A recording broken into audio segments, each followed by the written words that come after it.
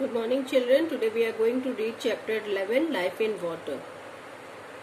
We see many types of plants and animals around us. Some are found in land and some in water. So we see different plants and animals. Some live on land and some live in water. Habitats. A habitat is a place where a particular type of an animal or a plant is usually found.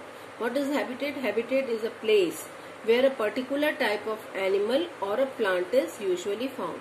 अक्सर जहाँ पे वो plants और animals देखे जाते हैं वो बोल on the basis of their habitat organisms are divided into the following categories. Now these are the categories: terrestrial organism, aquatic organism, arboreal organisms and aerial organisms. These are the terrestrial organisms are the organisms which live on land.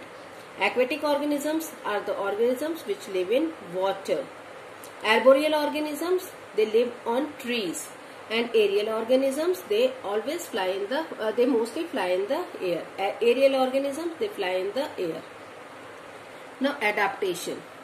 Every organism, plants and animals, have a specific body structure, and functioning of the organisms depend on the surroundings in which they live. Plants and animals are able to live in a specific type of surrounding only due to their physical characteristics. Now we can see the polar bears, we can see them in the snowy areas and in the cold areas, and camel we can see in the deserts or the sand areas. All the plants and animals develop some physical characteristics according to the surroundings in which they live. This is called adaptation. So thick fur of the adaptation in polar bears, whereas the broad fleshy sole is the adaptation in the camels. In adaptation in camels. Now comes the aquatic plants. Plants that live in water are called the aquatic plants. Those plants which live in water are called the aquatic plant. And there are three types of aquatic plants. They are free floating aquatic plants, rooted aquatic plants with floating leaves, and submerged aquatic plants. So let us read about them. Some aquatic plants like Wolfia, Piscita and Ichoronia, water hyacinth, are found floating in the pond and lakes. These plants are found floating on the lakes or ponds. These plants have spongy stems with a large number of air spaces. इनके बहुत spongy stems होते हैं और इसके अंदर बहुत air spaces होते हैं. They have broad waxy leaves, और इनकी लीव्स जो होती हैं वो बहुत ब्रॉड होती हैं. These leaves help the plant to float on the surface of the water. Such plants remain in contact with the water and the air, but not attached to the soil. Now, rooted aquatic plants with floating leaves. The roots of the aquatic plants like water lily, lotus, fix to the soil, but their broad leaves float in water. These plants have long stalks that help to keep their broad leaves floating in the water, and leaves of these plants have a wax-like coating. This wax-like coating makes the leaf waterproof. Submerged aquatic plants. Some plants like hydrilla remain submerged in water. ये hydrilla जैसे plants होते हैं जो पानी में submerged होते हैं. Such plants have thin, narrow and ribbon-shaped leaves. These leaves allow the water to pass through them with least resistance. Now, aquatic plants in stagnant water. Go near a pond or a place where you find a stagnant water. What is a stagnant water? ठहरा हुआ पानी. Generally, you will find green layers over the surface of this stagnant water. It is called an algae. Green जो दिखता है हमें stagnant water पे, ठहरे हुए पानी पे, उसको हम बोलते हैं algae.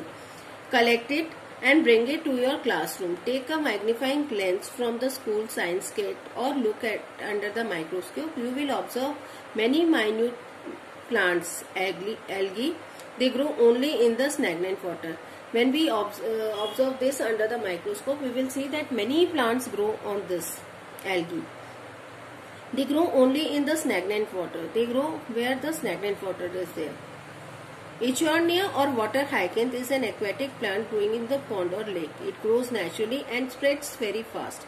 ये naturally grow होते हैं और फटाफट grow हो जाते हैं, बहुत जल्दी grow होते हैं. It covers the water surface of the entire pond, और ये पूरे pond का water surface को cover कर लेते हैं. In the entire pond gets covered, if the entire pond get covered with Ichoronia plant, then it will have the following harmful effects. What are the harmful effects of this plant? It reduces the level of oxygen. यहाँ पे oxygen level कम हो जाता है, leading to suffocation and death of the aquatic organisms like fish. जब oxygen level water में कम हो जाता है तो क्या होता है, लिविंग ऑर्गेनिजम्स जो होते हैं उनके एक्वेटिक ऑर्गेनिजम्स की डेथ हो जाती है, जैसे कि fishes. It reduces the recreational activities like swimming and boat rides. It reduces recreational activities like swimming and boat rides. It makes it difficult to spread the fishing nets to catch the fishes. Now comes the lotus is an aquatic plant. Like an aquatic plant, it also does not decay in water. It is because it has thick waxy coating all over its body. Lotus plant, we see this has a waxy coating all over its body. When aquatic plants like Pishita or lotus are taken out of the water, they die because they are not adapted to live on land. They can live only in water. When the plants like rose or sunflower grow on the land or grow in water or kept in water, they also die because they are not adapted to live in water. They can live only on land. Land plants को हम water में नहीं रख सकते ज्यादा दिनों तक, और वाटर प्लांट्स को निकाल के हम लैंड पे भी नहीं रख सकते, बिकॉज इनकी जो लिविंग एडेप्टेशंस जो है वो सूट नहीं करते हैं. Now comes aquatic animals. Animals that live in water are called the aquatic animals. Fish, whale, dolphin and turtle are examples of aquatic animals. Now let us read about the fish. Fish has a stemless body. This is a stemline body. They allow them to swim in water with least resistance. Because of this stemline body, they are able to float in the water, swim in water with less efforts. They have gills to breathe. Fishes have gills to breathe. They are the gills, they breathe with this. Gills are capable of taking oxygen from water, और gills से ही they breathe in oxygen through water. They have fins that help them to swim, and now these fins help them to swim in water. Now comes frog and toads. They can live both on land and water. Their moist skin helps them to breathe when they are in water. इनकी जो moist skin होती है वो help करती है इनको breathe करने के लिए when they are in water. Their lungs help them to breathe when they are on land. और lungs से breathe करते हैं जब ये land पे होते हैं. And their webbed feet help them to swim in water. और इनकी जो वेब फीट होते हैं वो हेल्प करते हैं उनको स्विम करने में इन वाटर.